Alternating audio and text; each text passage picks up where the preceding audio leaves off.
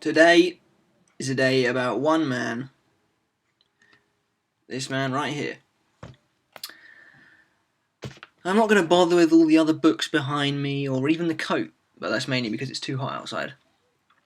But yes, today, with the release of Bleach 502 Fallen Soul, it's all about Byakuya Kuchiki, the former captain of the 6th Division. When I say former, it's not concrete that he's dead, but he probably is. So anyway, the chapter starts with him falling to his knees after he took the hit at the end of the last chapter. But he's still alive. He's not doing too badly either. He's pretty torn up, there's blood all over him. And then Nödt just says there's nothing he can do. That's not surprising, there's no way he could beat his own Bankai with just a Shikai, which is interesting because I thought he lost all of his Zanpakuto.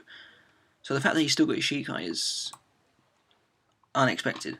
But then Renji jumps out of the sky to strike Nödt, and he says that someone like you doesn't have the right to use Senbon Sakura, and he's really angry. I mean, as you'd expect. So he strikes Nödt. At least you see him strike, an explosion. And it's pretty cool actually. You get an aerial shot of where they're fighting. It's like a tower. They're fighting on a tower with like these little archways around them. And then you just get this page. And if I remember correctly, on the manga reader version, it just said Sanso. But on the manga stream version, it says a cherry blossom has fallen. And it cuts to Rukia, and she like screams brother and turns to run. But then we hear her mystery enemy say, "You're showing your back to me during a fight, you must really underestimate me." And she gets cut down. Which is silly. I mean, I know she's probably really upset, and she probably felt his Reiatsu disappear. But she still shouldn't be turning her back on these Quincy. So Renji strikes Nödt. Nödt blocks it using his blue. His sleeve gets torn, but he doesn't take any damage at all, of course. And I'm really starting to think that Nödt is definitely a guy. I mean, I've always called him a he, because I've always thought he's male. And there's been a lot of debate on that. But I think he's really got the physique of a man. He's fairly broad shoulders. And but yeah, Renji tries to push down on his arm with Zabimaru. But it just sort of seems to break away, not much, just push it aside, and then he uses Senbon Sakura and throws it at Renji. But then Byakuya is suddenly behind Nödt. Nödt twists around and fires Senbon Sakura at Byakuya, and you just see him get shredded in this wave. And he emerges from it, there's blood coming from his mouth, his eyes are turning white, and he drops to the floor.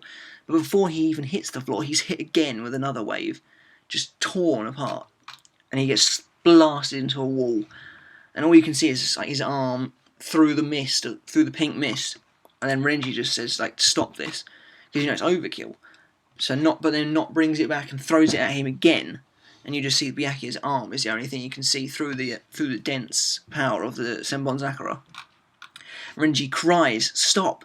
And he's about to draw his he says to do his Bankai, but then suddenly his Shikai gets grabbed. And he gets a kick planted in his side. A massive 2-foot kick, and to be honest, it looks like it probably broke his arm or something like that, or his neck. The force is that strong, he gets flung across the Soul Society. Nödt then says, you thought he was just about to use his Bankai, we could have stolen that as well. And you see this, the wrestler, the luchador Quincy, he's come back, he's ripped Zabimaru's Shikai and just thrown it. And he says, what? I thought only captains had Bankai. And Nödt tells him to go back and to the headquarters and reread the daten they received from their majesty. And immediately I just got an Ulquiorra and Yami vibe from these two. Which means they're probably going to be pretty important Stern Ritters. So we see Byakuya, and there's been some confusion on the forums. People think his body blew up, but I don't think that's what happened. He's standing sort of in the crater, like he's just been pushed against the wall. And he says, Renji, Rukia. And there's just so much blood. His sword then breaks into 3, and his eyes begin to close. And then you see Renji and Rukia just lying in rubble, and he just says, forgive me, I apologise. And he dies. And the last picture you see of him, he's just pushed right back into this crater. There's blood all around it like that. And he's just standing there. So he dies standing up, which, if any of you know, is akin to Yamamoto's volume poem, which is, you can live bowing on your knees, but die standing on your feet, or something like that. But then we see the blonde Stern Ritter, and he says it appears that Kuchiki Byakuya has died.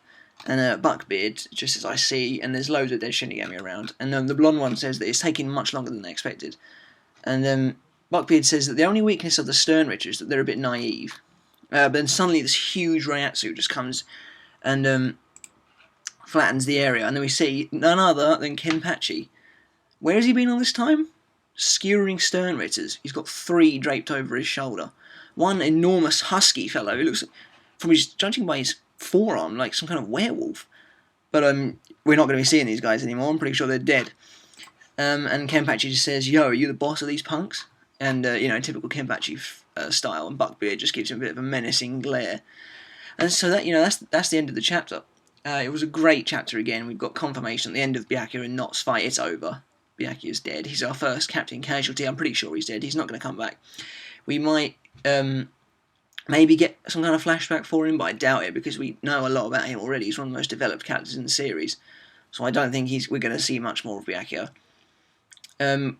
We might see a bit more from Rukia and Renji because it'll affect them greatly. If Ichigo's still able to hear the transmissions, he might hear their anguish in the cage. As for Kenpachi, he's in serious trouble. I know he's strong, but he's not going to be able to take on either Buckbeard or the Blonde Sternritter, in my opinion. So I can see him going down, but then at the last minute, I fully expect Yamamoto to come in and save him. We could even see a Yamamoto Kenpachi tag team, which would be freaking awesome.